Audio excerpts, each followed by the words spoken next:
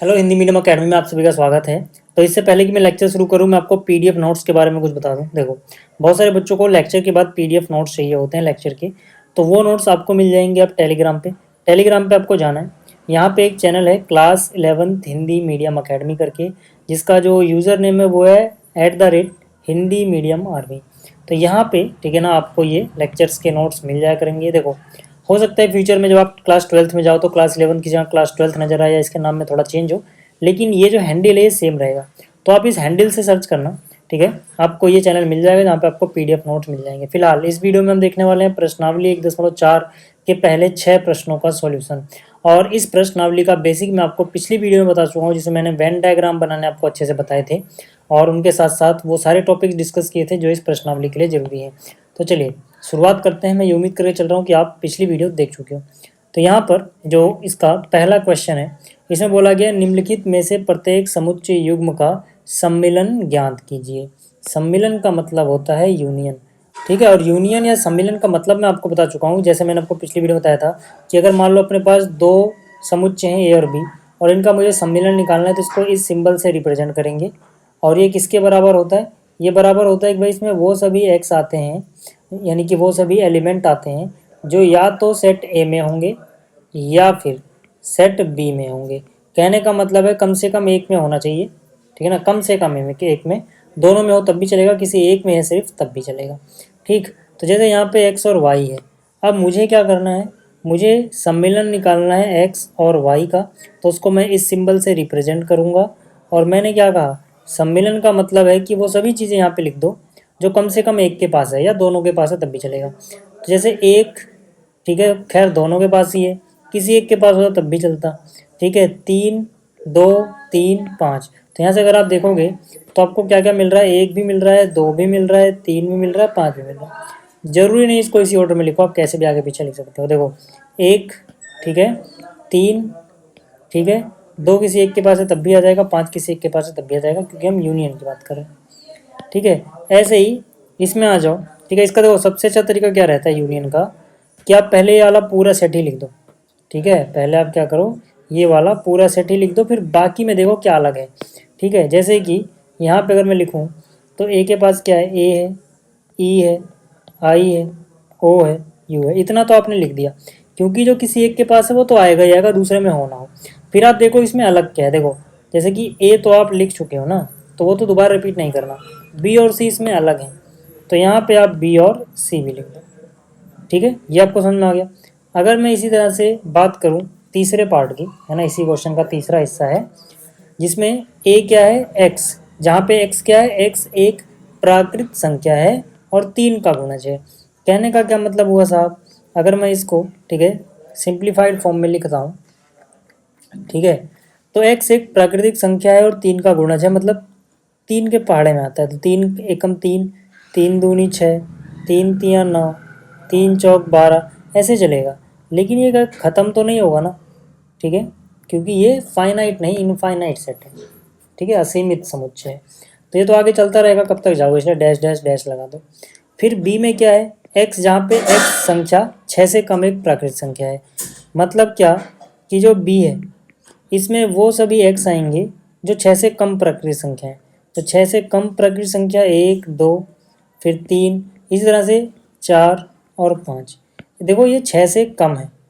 अब यहाँ आप 6 भी लिखोगे तब भी गलत हो जाएगा, क्योंकि 6 तो 6 के बराबर होता है, कम नहीं होता। तो 6 आप यहाँ पे नहीं लिखोगे। अब मुझे क्या करना है, इनका सम्मिलन निकालना है, यानी कि यूनियन निकालना है, ठीक है। तो यूनियन में क्या आएगा, देखो पहली बात तो 1 आ जाएगा, 2 आ जाएगा, ठीक है, और 4 और 5 लिख दो। पहले पहले मैंने यही क्यों लिखे, ध्यान देना, मैंने जानबूझ के वो लिखे पहले जो 3 के पहाड़े में नहीं आ रहे, है ना। जैसे 1 लिख दिया, 2 लिख दिया, फिर 4 लिख दिया और 5 लिख दिया, है ना।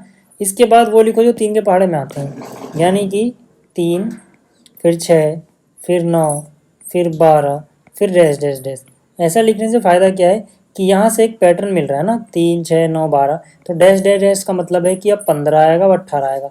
लेकिन इनको अगर आप बीच में मिक्स कर दोगे तो वो पैटर्न कहाँ से लाओगे, और फिर ये तो ऐसे चलता ही जाएगा ना आगे, ठीक है। तो इसलिए आप सारे लिख भी नहीं सकते ऐसे कि लिस्ट बना के लिख दो।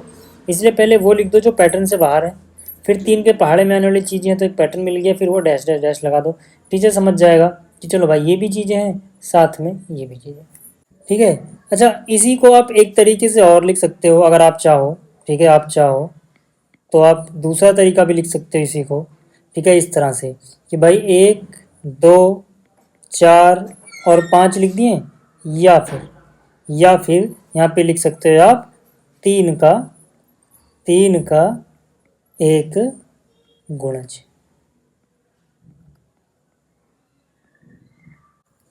ठीक है, मतलब आपने 1 2 4 5 लिख दिया, बाकी तो देखो 3 का गुणज ही है सब, ये 3 तो इसमें आ ही जाएगा ना। ठीक है, आप ऐसे भी लिख सकते हो, तो आपको जैसे लिखना है वैसे लिखो, ऐसे लिखो ऐसे लिखो, एक ही बात है। ठीक है, चलिए चौथा प्रश्न देखते हैं। चौथा प्रश्न क्या है, जिसमें 2 सेट दिए गए हैं। ए में क्या है कि x जो है ना वो एक प्राकृतिक संख्या है और यहाँ से यहाँ तक है, मतलब क्या, 1 से बड़ा, ठीक है, 6 से बराबर या छोटा। तो यहाँ पे देखो, पहले मैं आपको सिंप्लीफाइड फॉर्म में लिख दिखा देता हूँ, मतलब कि मैं इसको रोस्टर फॉर्म में लिख के दिखा देता हूँ या सारणीबद्ध रूप में लिख के दिखा देता हूँ, वहाँ से हमारा दिमाग ज़्यादा काम करता है। तो यहाँ पे क्या क्या आएगा देखो, 1 आएगा क्या, नहीं। 2 आएगा क्या, हाँ। 3 आएगा क्या, हाँ। अच्छा, 1 क्यों नहीं आया, क्योंकि देखो ये x जो है ना वो 1 से बड़ा है, 1 से बराबर नहीं है, इसलिए आप 1 को इंक्लूड नहीं कर सकते हो यहाँ पे। ठीक है, और फिर 1 के बाद 1 से बड़ी प्राकृतिक संख्या कौन है, 2, तो 2 आएगा, 3 आएगा, ठीक है ना। 4 आएगा क्या, हाँ। 5 बिल्कुल। 6, हाँ। 6 क्यों आया, 1 तो नहीं आया, है ना, फिर 6 क्यों आ गया, क्योंकि इस तरफ बराबर का निशान भी लगा हुआ है। जब ये निशान होता है मतलब ये चीज़ बराबर है। आप कहोगे आप बराबर तो ऐसे होता है, हाँ ऐसे ही होता है, लेकिन जब इस निशान के साथ लगा जाएगा तो एक ही डंडा लगाया जाता है। क्लियर होगी बात, यहाँ तक क्लियर हो गया। अच्छा, ए ये रहा, बी की अगर हम बात करें तो इसमें क्या है साहब, x एक प्राकृतिक संख्या है और यहाँ तक है, यानी 6 से बड़ी और 10 से छोटी। तो 6 से बड़ी प्राकृतिक संख्या 7, फिर 8, फिर 9। अच्छा, 10 आएगा क्या, नहीं, क्योंकि 10 से भी छोटी है, 10 के बराबर नहीं है। अब अगर मुझे इनका सम्मिलन निकालना है, यानी कि ए और बी का सम्मिलन निकालना है, तो मैं क्या क्या लिख सकता हूँ। देखो, मैंने क्या कहा, सम्मिलन में वो सभी चीज़ें आती हैं जो कम से कम 1 के पास हो, तो कम से कम ये तो पहले लिख ही दो यार। ठीक है, 2 3 4 5 6, उसके बाद इसके एलिमेंट लिखो, जो रिपीट हो गया उसको छोड़ देना। अब कुछ रिपीट ही नहीं हुआ है तो बिल्कुल अलग है यार, यानी 7 8 9 भी लिखना पड़ेगा। क्लियर हो गई बात। ऐसे ही अगले हिस्से में आओ। अगले हिस्से में क्या है कि इसका सम्मिलन निकालना है रिक्त के साथ, तो रिक्त के साथ जिसका भी सम्मिलन निकालते हो, ठीक है, वही आ जाता है, यानी कि यहाँ पे ए ही आ जाएगा। आप चाहे ऐसे लिख दो या फिर आप इस तरह से लिख दो, आपकी मर्जी है, क्योंकि रिक्त के पास तो कुछ है ही नहीं। ठीक है, ये भी हो गया। अच्छा, दूसरे क्वेश्चन की बात करते हैं। दूसरे क्वेश्चन में क्या कह रहा है कि मान लीजिए समुच्चय ए में ये चीज़ें हैं, बी में ये चीज़ें हैं, तो क्या ए बी का उपसमुच्चय है, और यहाँ पे ए और बी का यूनियन यानी कि सम्मिलन भी ज्ञात कीजिए। एक बात बताओ यार, यहाँ पर जो ए है इसके बाद क्या क्या आ रहा है, इसके पास क्या क्या आ रहा है, ए और बी, स्मॉल ए स्मॉल बी, और जो यहाँ पे सेट बी है इसके बाद क्या आ रहा है, स्मॉल ए स्मॉल बी स्मॉल सी। ठीक है, तो यहाँ पे हम कह सकते हैं कि यार अगर ए को बी का सबसेट होना है यानी उपसमुच्चय होना है, तो ए के पास जो है कम से कम उतना तो बी के पास होना चाहिए। तो जैसे कि यहाँ पर ए है तो क्या यहाँ पर ए है, बिल्कुल। क्या यहाँ पे बी है तो यहाँ पर भी बी है, बिल्कुल। तो क्या इसके पास जो सब कुछ है वो सब कुछ कम से कम इसके पास है, हाँ, तो ये इसका उपसमुच्चय होगा, है ना। तो हम क्या बोलेंगे, हम बोलेंगे फॉर ऑल जो भी एलिमेंट एक्स हैं ए के पास। अब यहाँ पे एक्स का क्या मतलब है, एक्स का मतलब है कि एक्स की वैल्यू ए हो सकती है, बी हो सकती है, जो भी हो सकती है ना। एक्स का मतलब है कि ए का कोई भी एलिमेंट जो ए में है, जो भी ए में है, ये सूचित होता है, ये इम्प्लाई होता है, इसका तात्पर्य ये है कि यही एक्स बी के पास भी है ना। अतः जो ए है वो बी का उपसमुच्चय है। अब कह रहा है कि ए यूनियन बी ज्ञात करो।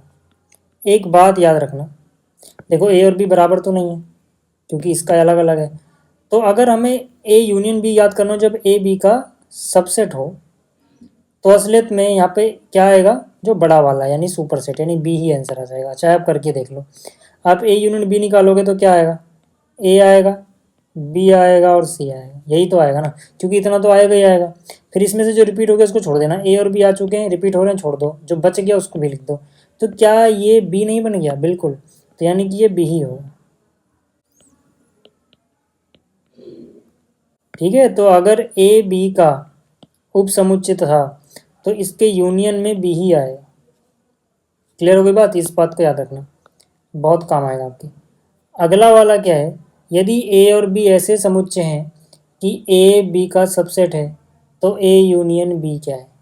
ठीक है, तो यहाँ पे हम क्या बोलेंगे, हम कहेंगे यदि, ठीक है, हालांकि इसका आंसर भी हमने देख लिया पिछले क्वेश्चन में, यदि ए बी का उपसमुच्चय है तो इसका मतलब क्या है, इसका मतलब है कि वो सभी एलिमेंट है ना, फॉर ऑल, फॉर मतलब वो सारे, ठीक है, वो सारे एलिमेंट एक्स जो ए के पास है, यानी प्रत्येक एक्स जो ए के पास है, पक्की बात है कि वो एक्स बी के पास भी होगा। तो यानी कि जब ए यूनियन बी निकालोगे तो डायरेक्ट आप बी ही लिख दो। क्यों? क्योंकि जो बी के पास है वो कम से कम उतना तो बी के पास है जो ए के पास भी है। क्यों? क्योंकि जो ए में है वो बी में प्रेजेंट है ना, सीधा बी लिखो यार, इनका यूनियन आ जाएगा। अब ये चीज़ मैं आपको यहाँ पर दिखा चुका हूँ, ठीक है, कि ये क्यों होता है। क्लियर हो गई बात? तीसरे के बाद देखो चौथा प्रश्न। चौथे प्रश्न में क्या कह रहा है कि यदि ए के पास इतना चीज़ें हैं, बी के पास ये है, सी ये है, डी ये है, तो ये सारी चीज़ें याद करो। अब देखो कितनी आसान सी चीज़ है ये। ठीक है, पहले पार्ट में क्या बोला गया, ए यूनियन बी, यानी ए और बी का सम्मिलन निकालना। ठीक है भाई साहब, तो ए और बी का सम्मिलन बताओ। मैंने क्या कहा, पहले ए तो लिख दो, 1 2 3 4 है ना, सम्मिलन में पहले कोई सा एक सेट जो दिया गया सीधा सीधा उठा के लिख दो, और फिर देखो बी के पास क्या अलग चीज़ें हैं। ठीक है, तो 3 और 4 तो हम लिख चुके हैं ना यार, 3 और 4 दोबारा रिपीट नहीं करेंगे। 5 और 6 अलग है, तो यहाँ पर क्या क्या आ जाएगा, 5 आ जाएगा, 6 आ जाएगा। ठीक है, अच्छा अगर मैं बात करूँ इसके दूसरे हिस्से की, तो दूसरे हिस्से में क्या निकालना है, ए यूनियन सी निकालना है। तो भाई ए और सी का सम्मिलन निकालना है। तो यहाँ पे हम क्या कर सकते हैं, कम से कम ए तो पहले लिख दो, 1 2 3 4, 1 2 3 4। फिर सी में देखो, सी में क्या अलग है। ठीक है, यहाँ पे 1 2 3 4 है, यहाँ 5 6 7 8 है, सब कुछ ही अलग है।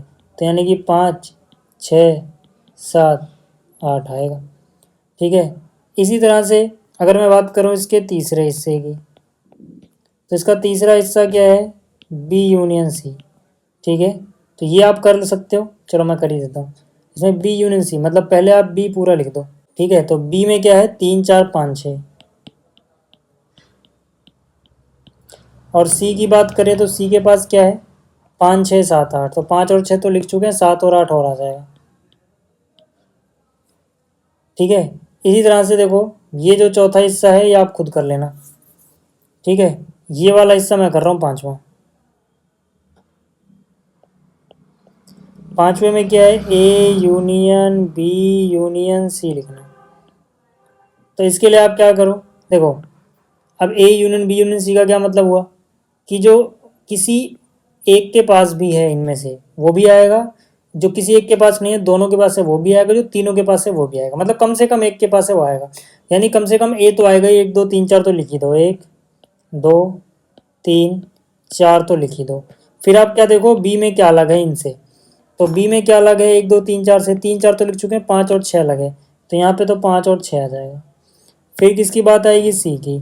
तो सी में देखो अब कि इन सभी से सी के पास क्या अलग है, तो इन सभी में से देखो क्या है, 5 6 आ चुका है, ठीक है ये मत लिखना। 7 और 8 अलग है, तो यहाँ पे 7 और 8 लिख दो।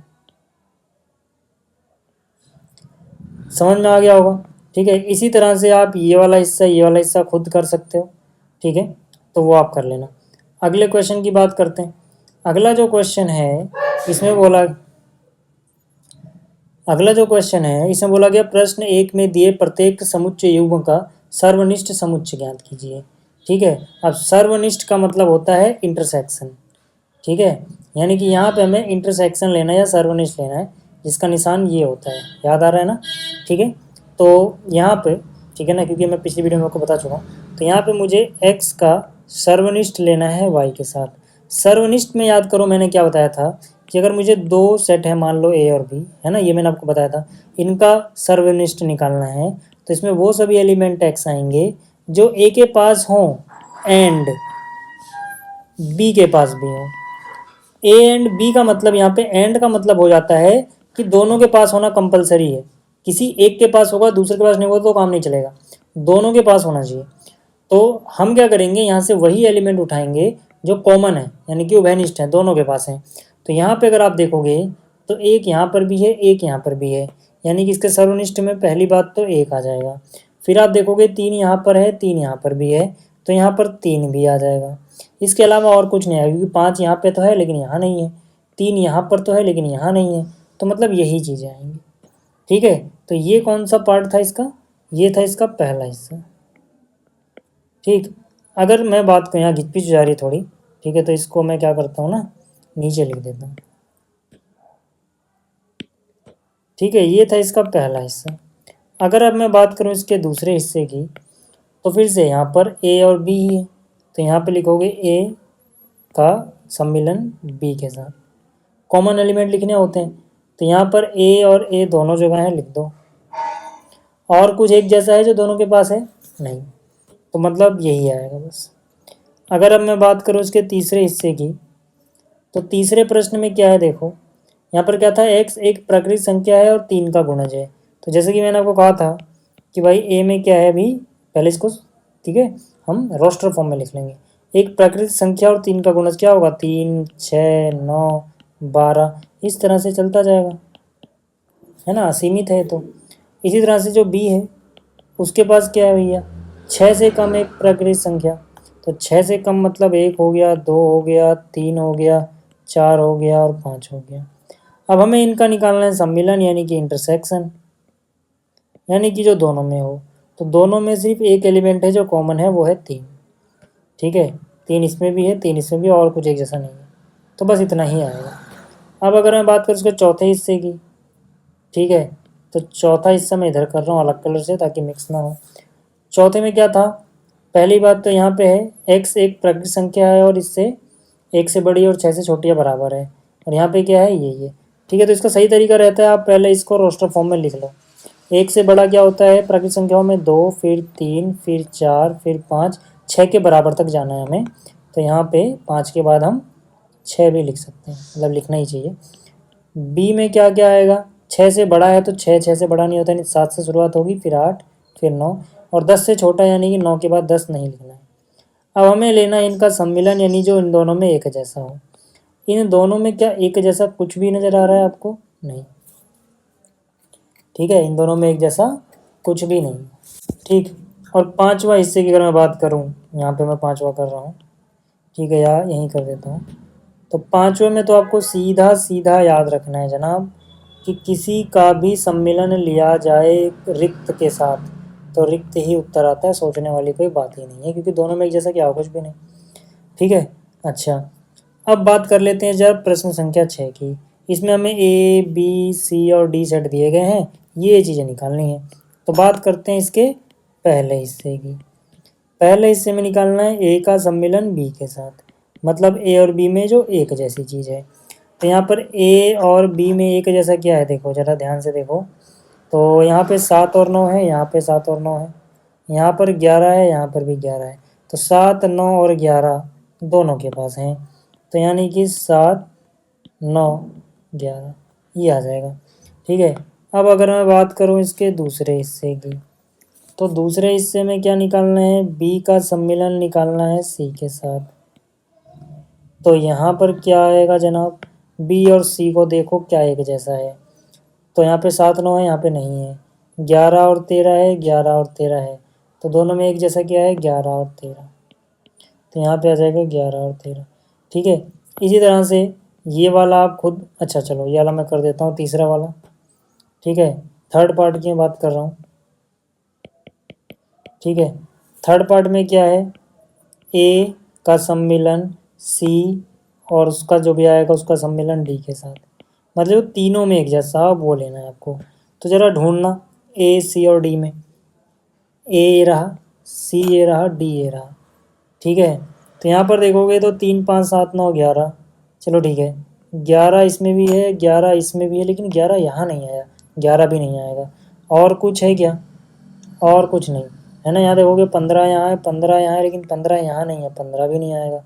और तो कुछ भी एक जैसा है नहीं, तो ये एम्प्टी सेट ही रहेगा। ठीक है, रिक्त रहेगा कुछ, भाई यही इसका आंसर है।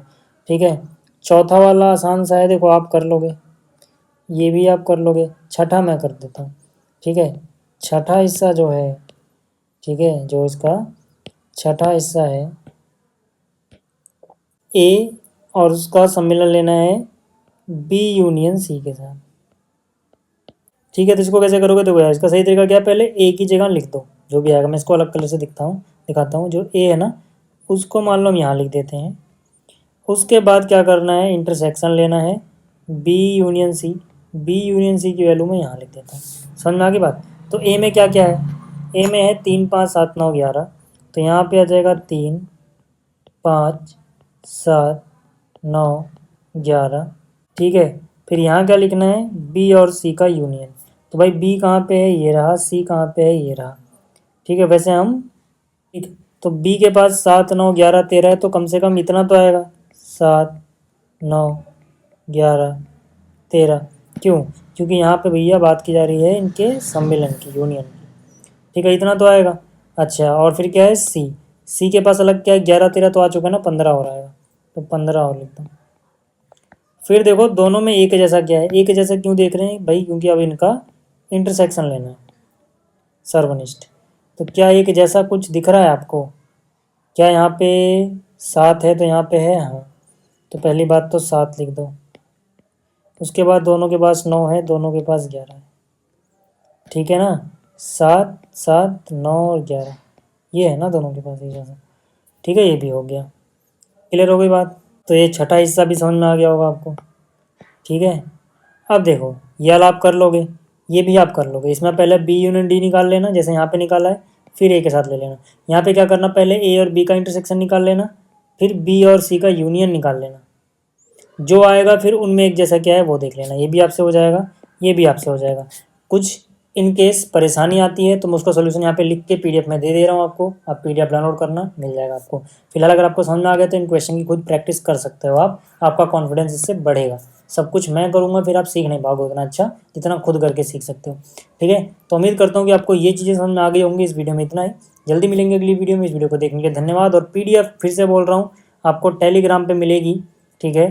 क्लास 11 हिंदी मीडियम अकेडमी, ठीक है, ये उसका, ठीक है, @ हिंदी मीडियम आर्मी पेज मतलब चैनल का हैंडल है, ठीक है। चलिए, थैंक यू।